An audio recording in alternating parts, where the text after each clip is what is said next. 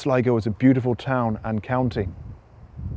I spent the day here meeting people and finding out how the area is getting through the recession, and are people remaining positive, and is there a community spirit? Hey, what's the beach looking like for the next lesson? Is there heaps? Paul, you moved to Ireland from New Zealand 8 years ago. Yeah. You loved it so much, you stayed. Yes, I'm still here. 8 years later. Yeah, I originally came here for a surf trip because someone told me to come here surfing because the waves were so good. So I was on a surf trip and this was my last stop. And then it was a little bit quieter too. It was really quiet. And I just thought, geez, this is fantastic.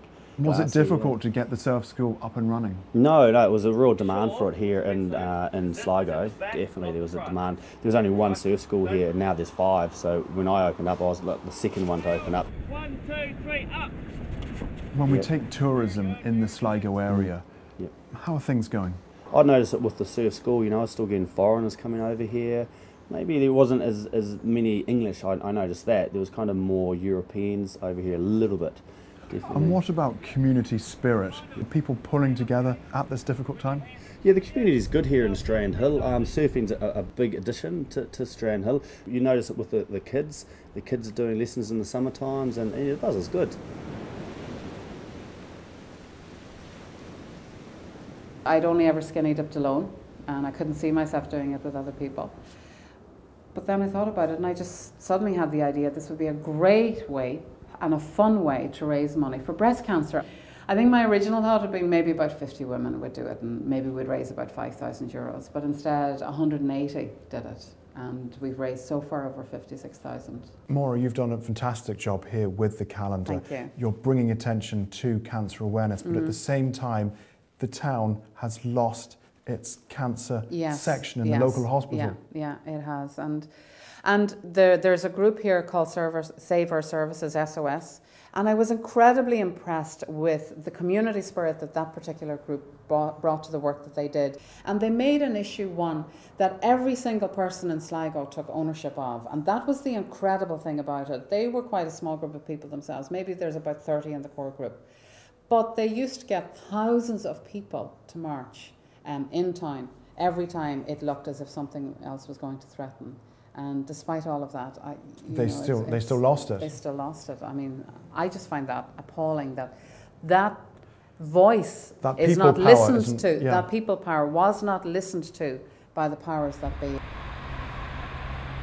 Rural pubs over the last few years, as we know, they've been closing down. At one point it was one a day because of the smoking ban, because of the clampdown on drink driving.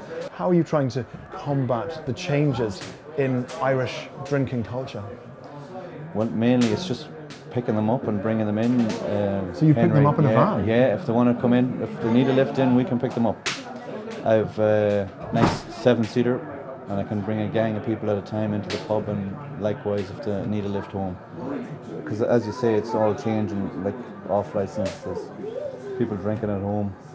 But we always reckon the pub is the best crack to have a pint if you're having a drink. I went through a recession in the 80s myself, so younger people now wouldn't have seen that.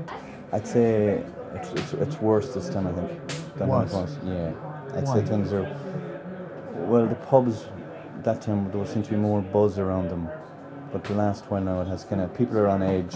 Then with the budget coming up, they don't know what to expect, or if their wages are going to be cut, and different things like that. Steefall, the fact that it looks like they're going to pull out of Ireland after decades of being here in Sligo, how's that going to affect It's everyone? going to have a huge effect in Sligo and locally. Enough of people in Strandhill work in Steefall, and you can see what it's hurting the pubs, the shops, and everything around here. And the same thing happened to me a few years ago. They moved to Poland because the labour was cheaper, and there was 130 people working there. I'm still not working, and I felt very bad. It was very hard. Some people I met actually think by remaining positive we can get through this together. Neil, you set it up back in 2000, one of the first seaweed baths in Ireland in modern history, and in a way you're doing okay, you're getting through this difficult time? Oh, absolutely, we're getting through a difficult time. We're not focusing on the negative, and I think as a country as a whole, we should be really looking at trying to spend ourselves out of a recession instead of dig ourselves in the sand. I know it's hard to do, but it's something that we should be focusing on. And we haven't let go of any staff. We haven't reduced any hours. We said, no, let's keep going, let's be positive here. I feel if you focus on the negative, that's what you'll attract. So you focus on the positive, and your customers and your staff can pick up on that. And there's a number of opportunities, whether it's in price for labour, whether it's materials or whatever it is. But I think it's a great time. Any time is a great time to expand.